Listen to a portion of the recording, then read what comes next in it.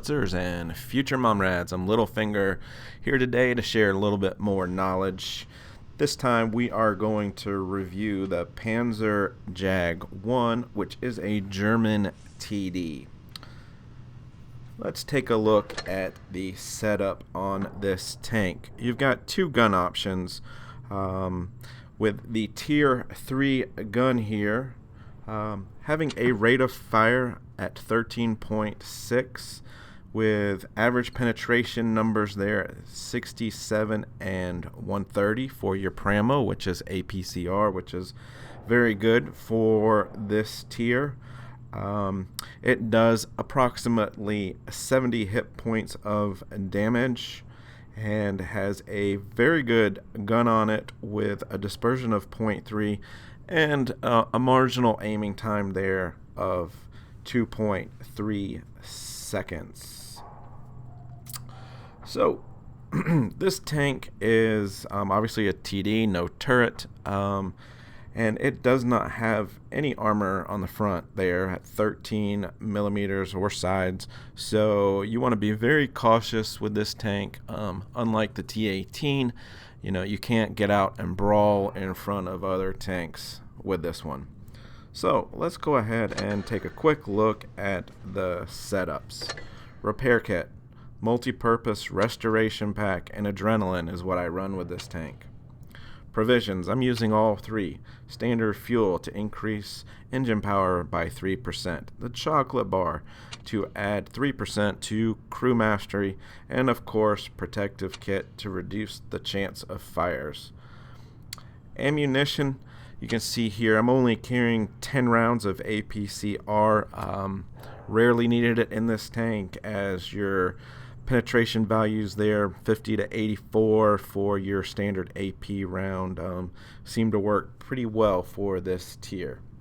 Equipment, I am running my standard tank destroyer setup here with the enhanced gun lane drive, which adds 10% to my aiming speed, and binoculars, which adds 25% to my view range. Keep in mind you have to be stationary for that to take effect, as well as the camouflage net, which increases your camo, and again, tank must be stationary. So let's go ahead and take a look at how this tank compares to other TDs in the tier. Alright guys, let's take a look at this spreadsheet. Yay for spreadsheets, aren't they so much fun? Anyway, we've got 4 TDs at the tier 2 level. The PanzerJag there with 220 hit points is just above average. The hull armor is definitely weak, quite a bit below average there. It is a light tank with a small engine, and it is just below average as far as speed. Traverse is right there on average. What this tank has going for it is the penetration values. It is just above average there at 67. But the Pramo with 130 millimeters penetration is way above average. You're not going to deal as much damage in this tank, as just below average there at 70 compared to the average of 74. But where it makes up for it is your rate of fire. It does have a very quick reload there at 13.5. So overall, with the high rate of fire and the average damage, you can do quite a bit of damage in this tank. However, be careful because it doesn't have any armor. So stay back and play more cautiously with this TD. So let's take a look at some gameplays. Okay, first gameplay video here on Copperfield. You can see I am one of 2 tier 2s in a tier 3 battle here.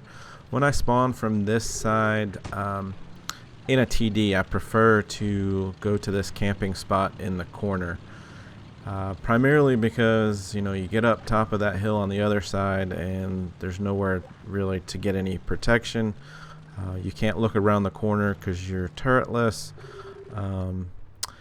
And so we all come to this corner. It wasn't really the plan. I tell that T-46 to move and go spot for us. half of our team has gone left, and they've spotted a couple players, but you know, there's only 2 showing up on a map. And then the cruiser comes down here and gets a little over anxious. And of course, with 3 guns on him, he doesn't last long.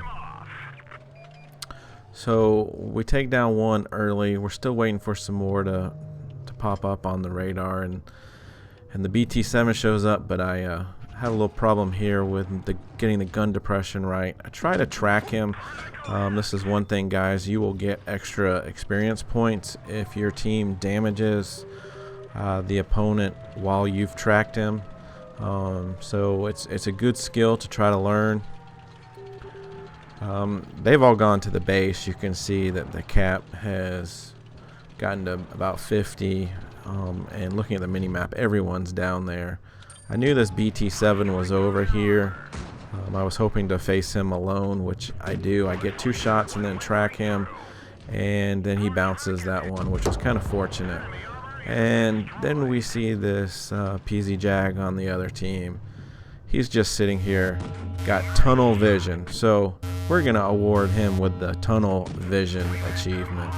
If he'd have seen me and helped out with that BT-7, it might have been a little bit of a different story, but instead I get a shot in here, and I first kill his engine, he repairs it, and then I damage his engine again, so he's slow, and there's not much he could have done there. He can't see around that corner. He's got to stick himself all the way out there. Then there's this martyr here. I'm playing this awfully careful here. You can see he's turned around to shoot me, and I'm backing off the hill, and he just misses. So I push forward, get another shot in, and then I decide there's no point going forward. There's a chance he could just about one-shot me. So one of the teammates gets a shot in, and I see him turning, so it's time for me to take my shot. And sure enough, we take care of him fairly easily. So I've got 4 kills now, and I'm just gonna peek around the corner here, the T-46, and then back away, but I realize he's just AFK, which is a shame for their team, because you know that T-46 is a really strong tank. Get the final shot in on him for my 5th kill, and then we saw that that tank was just hanging on. He's a one-shot, and so I take this really slowly here, wait for the aiming to go down, make sure I get a good shot in, and that wraps up the game. So tier 2, 6 kills in a tier 3 battle. I do over 1,000 damage here. You know, I was a little bit fortunate. Things kind of went my way as far as where the tanks were lined up, but you know, that's pretty much a carry right there. So that was a fun game. Our next battle is on Fort Despair as a tier 2 match. As you know, I prefer to head to the left here, but my tactic's a little bit different in a TD. With my lack of mobility and seeing at the map here that I am alone, I'm not going to push all the way to the corner. I'm going to sit here under the soft cover of these bushes and just see what happens to my team. And so you can see they're all sitting right there, and this is taking the old adage of sticking together a little bit too far, I think. You know, and I've kind of warned you guys a little bit that everyone knows that that's the camping spot, so they're looking to put rounds in there, so it's not really a safe place to be. This T2 Light is a really fast tank, and he has flanked us in a hurry. Thankfully this Chini's here to help me out, because I only managed to get 1 shot off on him here.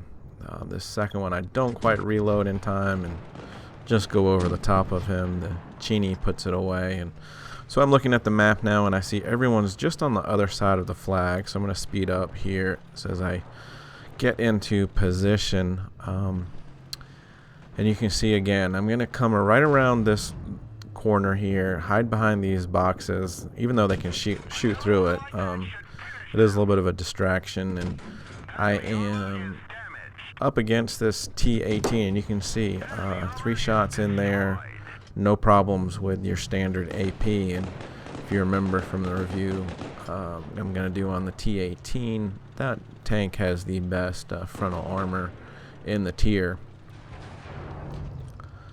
So now there's 4 guys left. I've got 2 that have shown up, aiming in here, and I don't know how I missed that.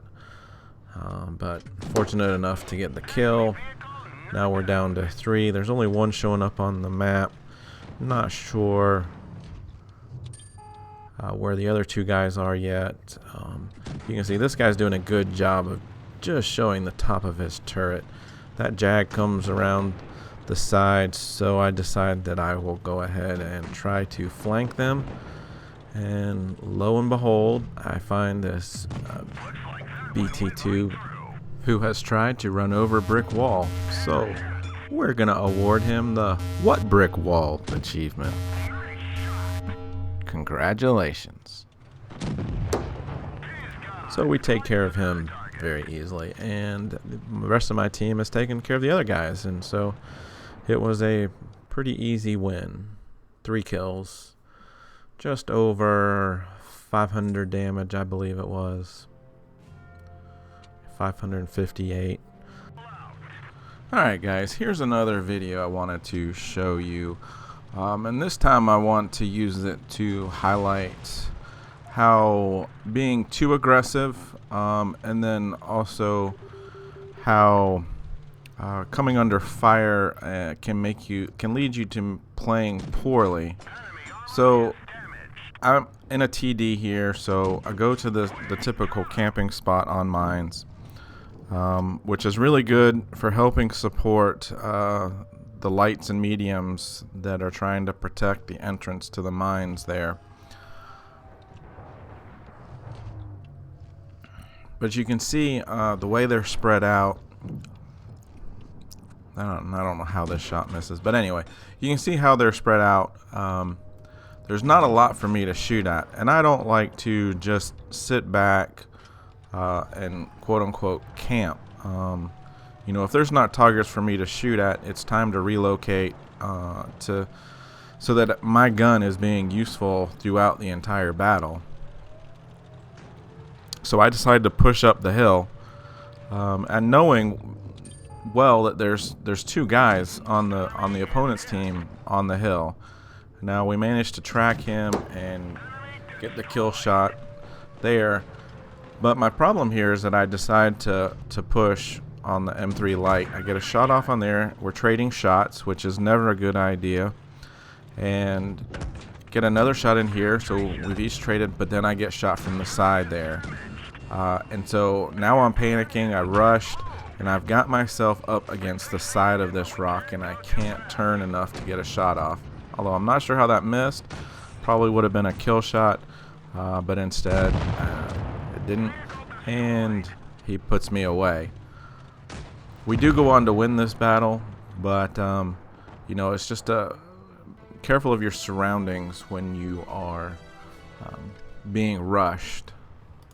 So the last game I want to show you is just a little bit different in the way it started out and progressed than the typical games, especially on this mines map. So I decided I'm going to go over to the Lighthouse. It's a good spot for TDs when you're spawning on the north side of this map.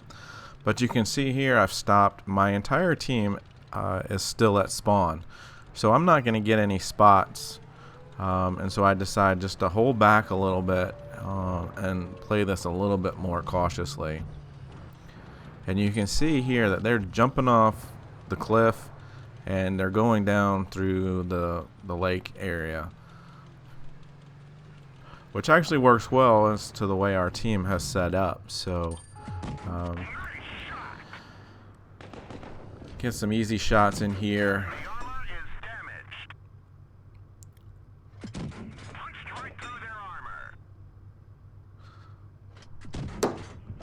Like shooting fish in a barrel, that is. But anyway, so we're up 2 tanks already, and 2 more spotted here. So I'm going to pull down the hill and go ahead and try to take out the bigger of the 2 guns.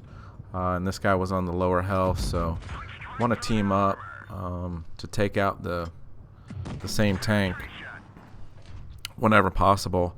And now I start getting shot from the side, and I'm not exactly sure where this is coming from, but I am taking my time here. I'm not rushing the situation, and I just want to get him out of the game because I know we're up a couple tanks. Now we're up 2 tanks. So anyway, we went on to win this one fairly easily, but it just turned out to be a little bit different of a gameplay than some of the other games. Remember guys, get smart, not fingered. That wraps up my review of the PanzerJaG TD. Littlefinger out.